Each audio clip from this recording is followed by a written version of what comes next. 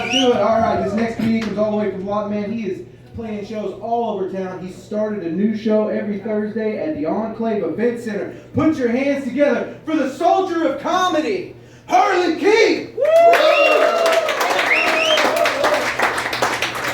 What's up, what's up, what's up? Hey! Hey, forgive me if I start coughing. I'm allergic to white people up here. Hey, and I'm gonna sit. We got a brother coming. It's all Oh, right. that's what's up. Hey, and I'm gonna sit down because we always sit down on the job. I know some of y'all wonder why they call me the soldier of comedy. Well, that's because I'm a 30-year on the veteran and I retired in 2011. I did 20 years, 1 month, 3 weeks, 5 days, 10 hours, and 30 minutes. And I wasn't keeping up with all that, Kurt. And I love telling jokes. I even love telling jokes about my own family when they do or say something crazy. Like that time my son called his mom for Mother's Day. She was asleep, so I answered her phone. I said, hello? He said, you ain't my mama. I said, I know it. I ain't your daddy either. That bothered him so much, he wanted to take one of those ancestry tests. So I just got back from New York last night. I did a show at Rodney Dangerfield Comedy. Oh, yeah. Oh, yeah, man. That was a dream come true, man. Because he always been one of my favorite comedians, him and Richard Pryor. After the show, we went to this fancy restaurant to celebrate our 10th anniversary. And they had our table decorated extremely nice. Y'all should have seen it. They had live music, candlelight, flowers, and Tim Balloon was saying happy anniversary. But we noticed this older couple kept staring at us. They looked like they could have been in the mid-80s, I guess. Later on, they came over and introduced themselves to us. They said that they were celebrating their 60th anniversary. Wow. We said, wow, just like that. We said, that's amazing, congratulations. They said, thank you.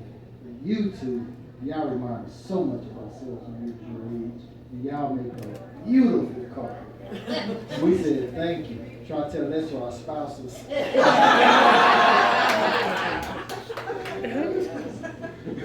So last week I did a show in Los Angeles, California, in Chinatown. Have y'all heard of that? Oh, yeah. So while I was on stage performing, I witnessed one of the funniest things I've ever seen before in my life. This Asian dude comes walking in there with a dog on a leash. And so I asked him the question everybody was thinking. I said, excuse me, sir, is that dog for singing or for dinner? You know, that'd be like me walking here with a chicken on the leash, though. Down there, that chicken will be in trouble. You'll be on death row, boy. You'll be walking the Green Mile, boy. Dead chicken walking. I'll be walking straight to the frying pan, boy. Give them a nice hot oil down, you know, Crisco that is. I have all meat, no side. So my niece came over to the house the other day, unannounced. She just popped in like a magician. And my wife and I was at home chilling watching Netflix. My wife's still on her pajamas. I had on old t-shirts and gym shorts and a pair of Harley Davidson sneakers I purchased online off of TV. You know, this the cheap stuff come from China, right? Evidently, the sneakers I had on look like the ones that Kanye West came out with called Yeezys. Have y'all heard of those? They're expensive ones. See, I didn't know that until my niece said, she said, Uncle Herman, are those Yeezys you're wearing? She was dead serious, too.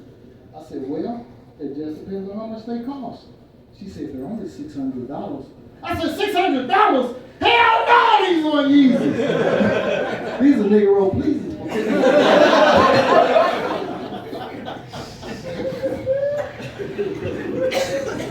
So my cousin, she upset with me. I can't win for losing, y'all. She got upset with me because all of us was going to go out to dinner. It was me, my wife, my cousin, and her fiance. And my cousin was in her room getting dressed. All of a sudden, I heard her yell out, yo, cuz, can I holler at you for a minute? So I went to her room. I said, what's up? She said, I need you to be perfectly honest with me, okay? I said, come on, man. That's the only way I know how to be. And Teddy is my middle name. I live by that. She said, okay. Then she asked me that famous female question. Y'all know the one that all females ask me. She said, does this dress make me look big? I said, no, not at all. As a matter of fact, you make it look small. haven't seen or heard from her since. I know one day I'm gonna hear from her. You know I know. I still owe her $100. That's all I do. Growing up in the ghetto was rough. I'm from East St. Louis, Illinois, so I grew up fast. Go Cardinals. Yeah, there you go. And I went to school. I went to all black school. It's different growing up into an integrated school because in an all black school you have to be prepared to fight all day, every day. And I went to school with some pretty big dudes, boy. And most of them had mustaches already and facial hair. And that was in grade school. So I didn't know if I was fighting the teacher or the student. But this thing around here that y'all take for granted. For instance, when y'all go to the bathroom, y'all have real signs on y'all doors, don't you?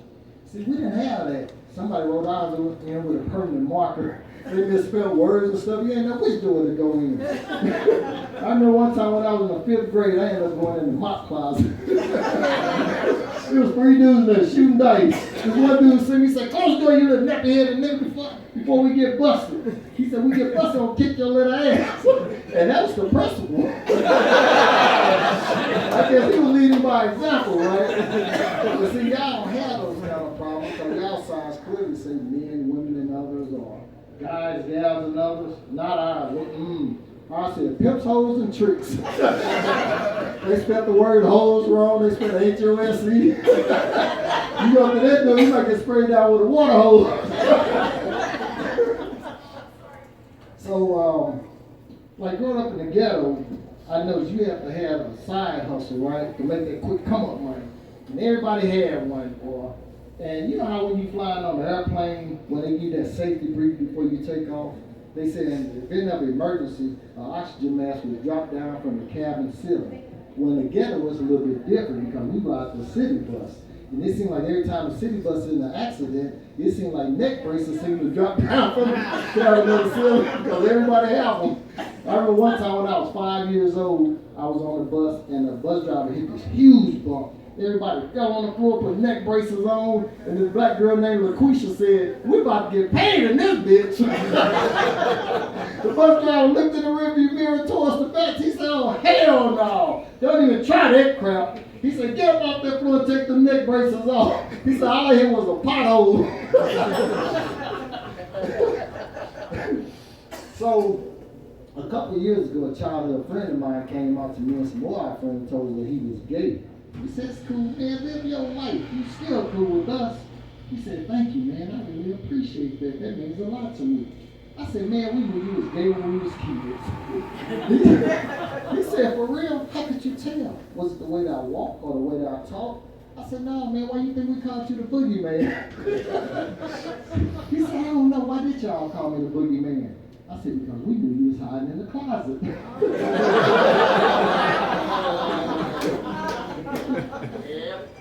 Since I retired from the military, I've noticed they changed their rules and regulations. Because now I'm starting to see a lot of overweight soldiers wearing full beards and goatees. When I was in the military, we couldn't wear beards and goatees, but now everybody's wearing them. Hell, I ran into a first one the other day, had a nice goatee. He had the handlebar mustache, the curl over and everything, like my man over there. And I asked him, I said, "How you get your goatee to look like that?" She said,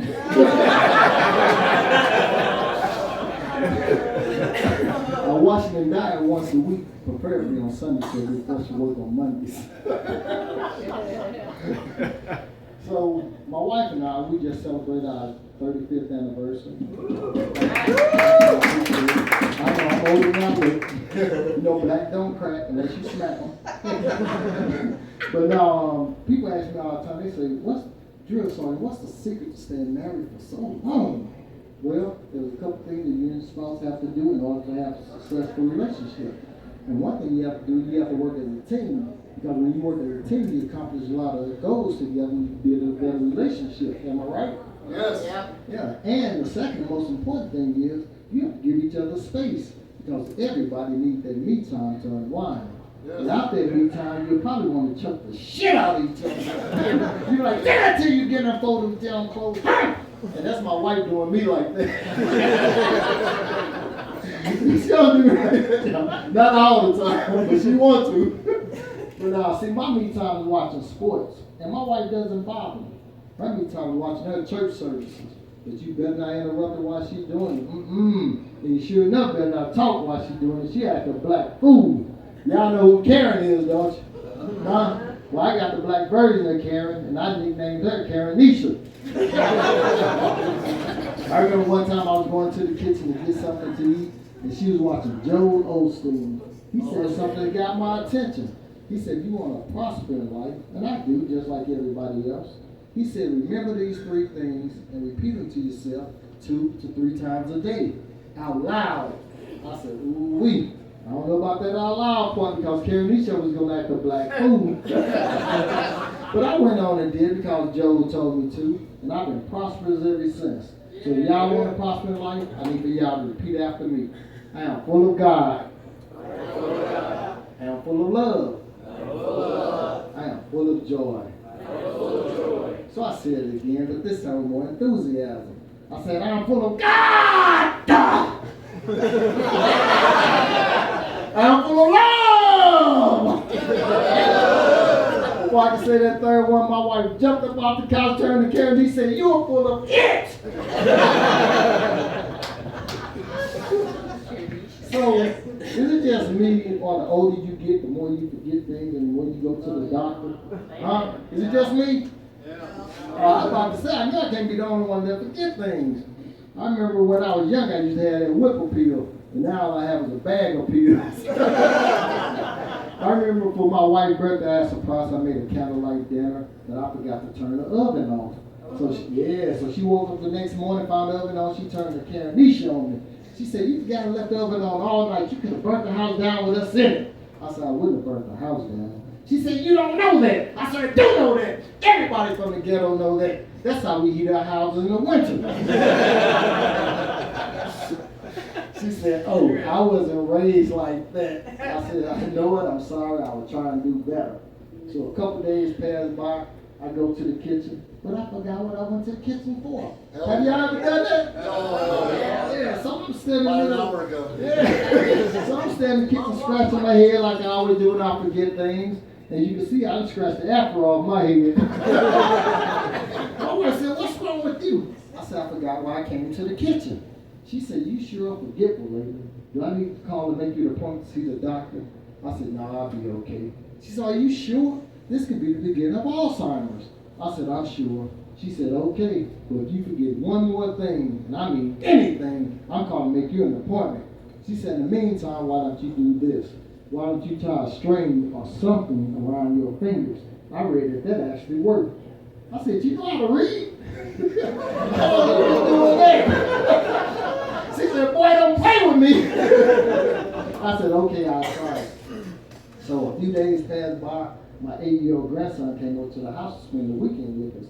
And he brought his report card with him because we told him if he made good grades on his report card, Papa was going to buy some Roblox for his phone. He loved playing Roblox. He showed us that report card. It was outstanding, y'all. He had all A's and 1 B. Yeah, that's what I'm clapping for right there. Because the year prior, they was talking about holding back because he couldn't get his work. Yeah, so we told him how proud we was of him and everything. He said, thank you. Now can we go to Roblox? I guess he didn't have time for the small talk. So I said, yeah, let's go. I said, Papa needs to get something from the store anyway. So he hopped in the back seat. He buckled up. He immediately started playing on his phone. I hopped in the car, buckled up, and we took off. He was so quiet back there, I forgot he was in the car. We got to Walmart, I parked, got out, went inside, past the greeters, they never greet. Y'all know the ones I'm talking about. They see you coming, they turn their back on you. So I headed straight for the automotive department. I picked up 5 quarts of oil filter and air filter, right? Now I'm standing there thinking, scratching my head, there's something else that I'm supposed to be getting. Now I wanted to call my wife and ask her, but she said next time I forget something, we don't call and make me want to see the doctor. Now I don't know about y'all, but I don't like going to the doctor because every time I leave, I have to take another pill. Anybody else ain't like that? I'm already up to 18 pills a day. I'm scared if I take one more pill, I might OD. So I'm standing there thinking, there's something else that I'm supposed to be getting. Then it dawned on me, I said, Junior, he's going to need something for breakfast in the morning. So I went and got some milk and cereal, and I headed for the checkout. Now the lines was extremely long, right? And little kids run in and out the lines, just in and out, in and out, in and out. And I got PTSD and anxiety for what? So I snapped. I said, stop all that goddamn running. That's my grandson and I have him doing push-ups and flutter kicks. I said, speaking of my grandson, where is my grandson? I said, oh man, I forgot him in the car. And it was 110 degrees outside. Yeah, I said, I sure hope I didn't kill him. So I ran out to the car, opened the back door, there he was, still put on the phone. He never looked up. I said, Junior, you ready to go? He looked up, sweat was pouring down his face. I don't know if it's from the intensity of that game or that hot-ass car, right? And he said, we here already? He didn't know I had been asleep for 30 minutes already, right? So we got home, he told my wife what happened. She hit the ceiling, boy. She said, that's it! You going to the doctor today. There's no ifs, ands, and buts about it. Somebody could have stole, called my grandson in and done anything to him. I said, don't nobody want that hoopty. We got to be a mechanic just to start that piece of crap. She said, I told you to tie a string or something around your finger to help you to remember things. I said, that's what this was for.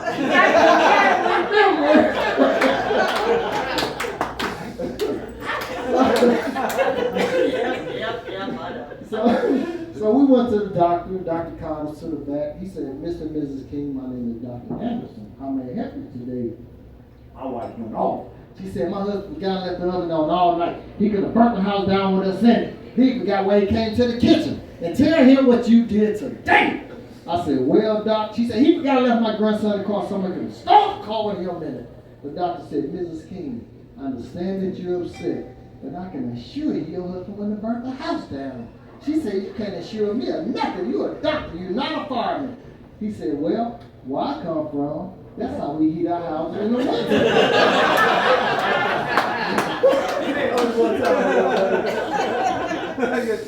I'm just good. My last joke don't get out of here. So, when I retired from the military, I got a job as an instructor. And the company that hired me only hired retired military guys. They paid me very well. We traveled all over the country teaching the Army and Marines how to do their jobs. What I like about the job is on our lunch break, some of us go to the break room, play cards and dominoes, and talk trash to one another. Now everybody knows when you get two or more black people together, we can get pretty loud. Come on, white people, y'all know that. Just imagine 15 of us. We sound like the Trump supporters storming the Capitol building. Or we may just talk about the different disabilities that we develop from war, things like Agent Orange, PTSD, cancer, and all the other stuff that's killing us. So now we're trying to get compensated for it. And our goal is to get 100% because that's what we deserve.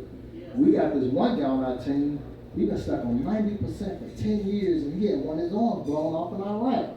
Now don't y'all think he deserves 100%? Yeah, well, so do I. But he pretty much given up on it.